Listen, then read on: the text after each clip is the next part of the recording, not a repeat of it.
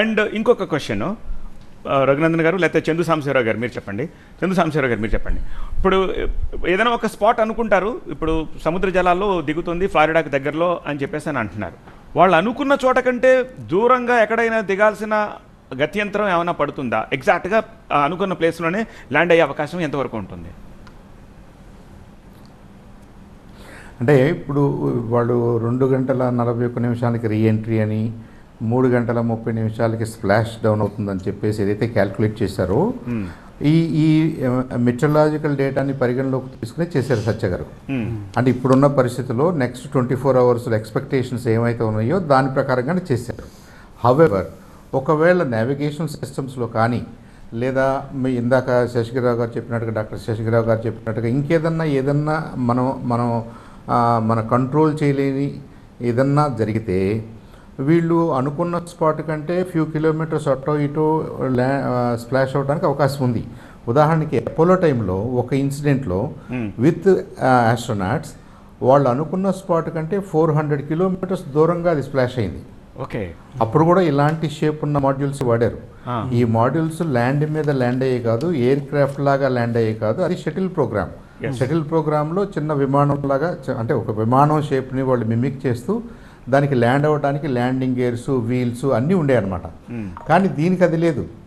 ఇది జస్ట్ ఒక మాడ్యూల్, ఒక రూమ్ లాంటిది అనుకోండి, ఒక పర్టికులర్ షేప్లో ఒక బబుల్ లాంటిది, ఒక బాటిల్ లాంటిది. ఇది డైరెక్ట్గా మనం ఆ ట్రాజెక్టరీని మేనేజ్ చేస్తూ ఆ స్పీడ్ మేనేజ్ చేస్తూ మనం అనుకున్న లొకేషన్లో స్ప్లాష్ డౌన్ అవ్వాలి, సాఫ్ట్ ల్యాండ్ అవ్వాలి. ఏదో దడ్మంటే ఒక రాయి పడినట్టు పడినా కరెక్ట్ కాదు కదా. మనం చంద్రయాన్లో మాట్లాడుకున్నప్పుడు ఆ టైంలో ఎలా మాట్లాడుకున్నాం సాఫ్ట్ ల్యాండింగ్ అని, ఇవాళ కూడా అలాంటి సాఫ్ట్ ల్యాండింగ్ సిచ్యువేషన్లోనే ల్యాండ్ అవుతుంది. బట్ మీరు 400 కిలోమీటర్స్ దూరంలో అయింది అంటున్నారు కదా, అవుతుంది. అపోలో మిషన్ లో అయింది, ఒకసారి అయింది.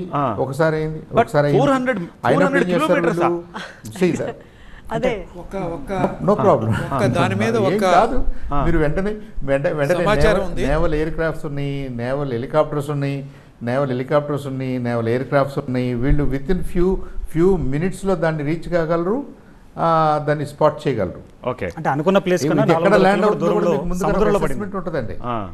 అక్కడ నావిగేషన్ సిస్టమ్ సముద్రంలోనే double modular redundancy, triple modular redundancy ఉంటుంది. కాబట్టి అంత అన్సర్టనిటీ ఆ ఏరియాలో తగ్గిపోయింది. కాబట్టి ఇన్ని కిలోమీటర్లు వెళ్ళే అవకాశం లేదు ప్రస్తుతం. But it was long time ago, right? 1970 it was long time ago. 40-50 సంవత్సరాలు. ఇప్పుడు టెక్నాలజీకి ఇప్పుడు మనకి ఎంత రేంజ్ వరకు అవకాశం అక్యురేట్, మోస్ట్లీ అక్యురేట్. నేను చెప్పదలుచుకుంది ఏంటంటే అలాంటి సిచ్యువేషన్లో కూడా వాళ్ళు రికవరీ సక్సెస్ఫుల్గా చేయగలిగారు.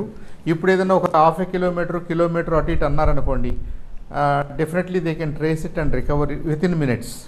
అండ్ ఇంకో ఆస్పెక్ట్ ఏంటంటే ఈవెన్ ఎంత సమయం పడినా కూడా వ్యోమగాములకు కావాల్సిన ఎయిర్ అనేది అందులో అవైలబుల్ ఉందండి. కొన్ని గంటల పాటు, అంటే ఒకవేళ ఇక్కడ నుంచి ఇంకో ప్లేస్లో పడింది, బోట్ కొద్దిగా లేట్ అయిపోయింది, ఇంకా ఎన్నైనా చెప్పుకున్నా కూడా వాళ్ళకి కావాల్సింది ఫస్ట్ ఏంటి, గాలి కావాలి, ఆక్సిజన్ కావాలి. సో అదంతా కూడా ఇనఫ్ సప్లై అందులో ఉంటుంది.